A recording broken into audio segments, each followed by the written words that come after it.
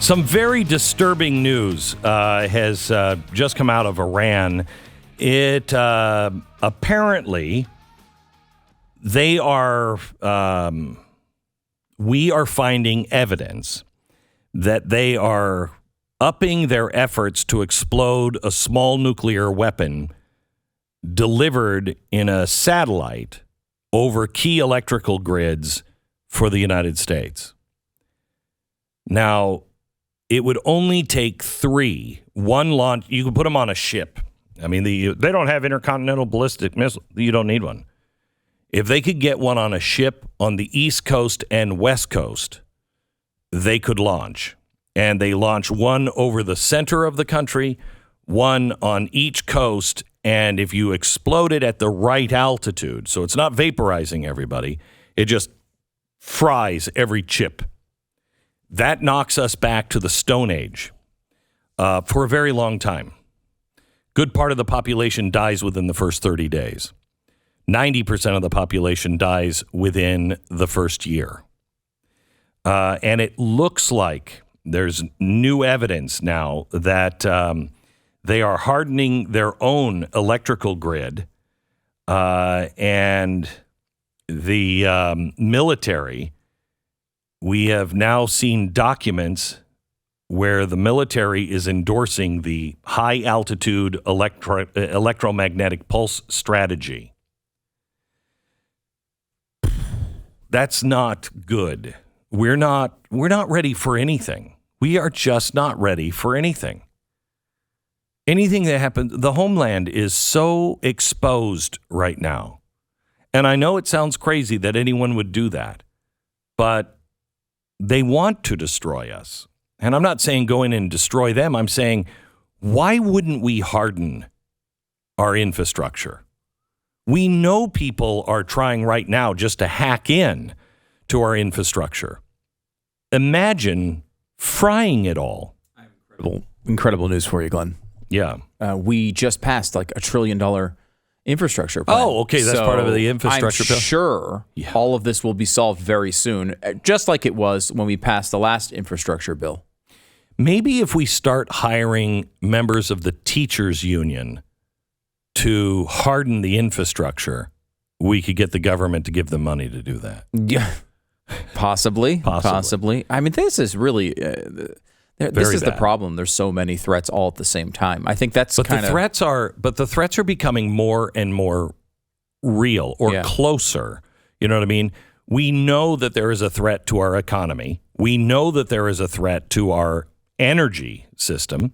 We know that there is a threat to our electrical grid. We know that World War III could happen, quickly, pretty damn quickly. We know that China is a threat. Just the supply line with China is a threat. Are we addressing any of these? We know that our open border is a threat. Imagine in the next 2 years, I happen to believe the experts that say there will be massive starvation, at least in Africa and many of these poor countries, because they just cannot buy the food that they're going to need. Massive starvation. Is anybody preparing for that? We should, as the United States, as people who are always the ones who step up. If I'm president of the United States, I'm saying, open up everything. Get energy online. You want to solve this? We don't have to threaten Putin. All we have to do is just make sure that we have gas deals with all of those states along the border. Poland, you need gas? We have it. Plenty of natural gas. You need oil? We've got it. I know. Cry me a river about the planet. I know. But you know what? We're also on the edge of new technology, and we continue to do new technology. And when it's ready, here's what we're going to do. We're going to run both systems. We're going to keep our nuclear power plants and our coal plants running. And we're going to keep them running, and we're going to monitor this other system. And we'll run it for a year side by side. And after that year shows that it's not cracking, we're going to turn down the other non-clean energy, and we'll turn it down maybe to 10%. And we'll keep it as a backup generator. What do you think? There are so many things that we can do, and we're not doing any of them. Not doing any of them. You know, do you know how the nuclear weapons, how that happened? Who's really kind of responsible for that, bringing it to the attention of the president? Because it's the president, this is FDR. He didn't think it was possible. He didn't think it was a big deal. And it was Einstein. He found out that 3 Nazi scientists had already discovered nuclear fission. And when he got it, he realized, holy cow, if they create a bomb with that, everybody's done. He had only been in America for about 6 years. He didn't know it at the time, but he'd never see Germany ever again. So the Nazis had taken Albert Einstein's home and made it into the headquarters for Hitler Youth. Did you know that?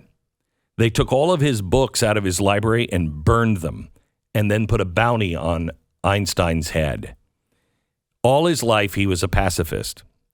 But now he was up against the Nazis, and he knew this is trouble. So he wrote a letter to President Roosevelt, and he said, you better hurry up and make a nuclear bomb. You're going to need uranium. Go with Canadian uranium.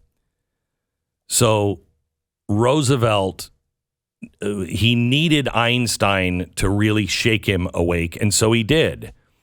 And he started the Manhattan Project. Funny thing is that Einstein wasn't given any security clearance because he was a leftist. So he suggested, but then they wouldn't let him in. Summer 1945, test, New Mexico. Robert Oppenheimer, father of the atomic bomb, looked up at the shadow of the first successful nuclear explosion and realized the world will never be the same.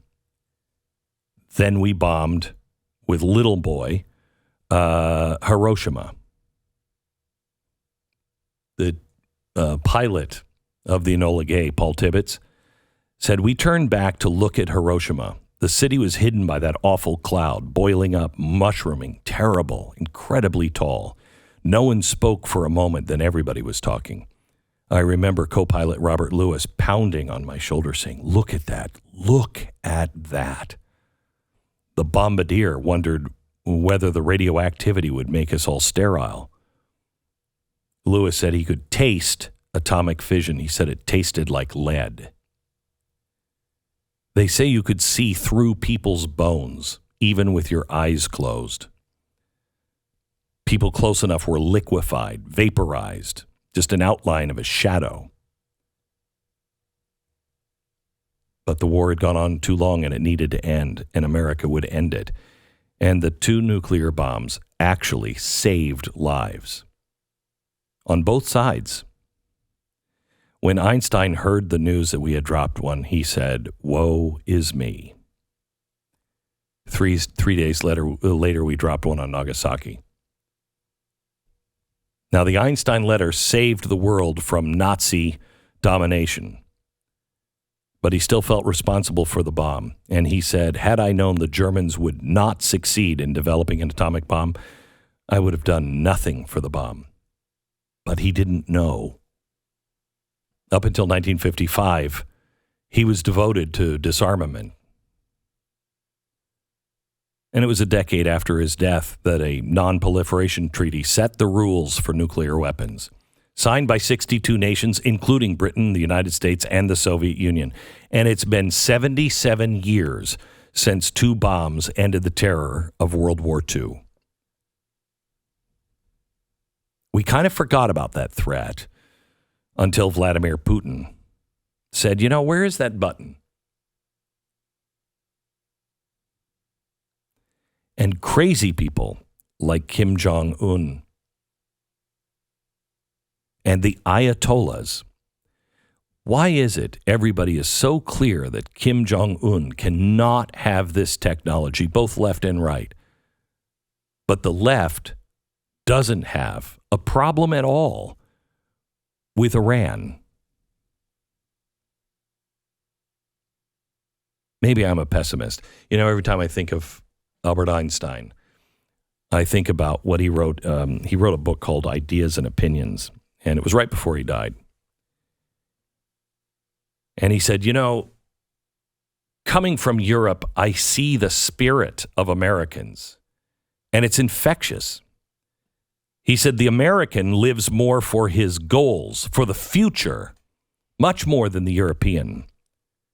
Life for the American is always about becoming and never being. What are we becoming?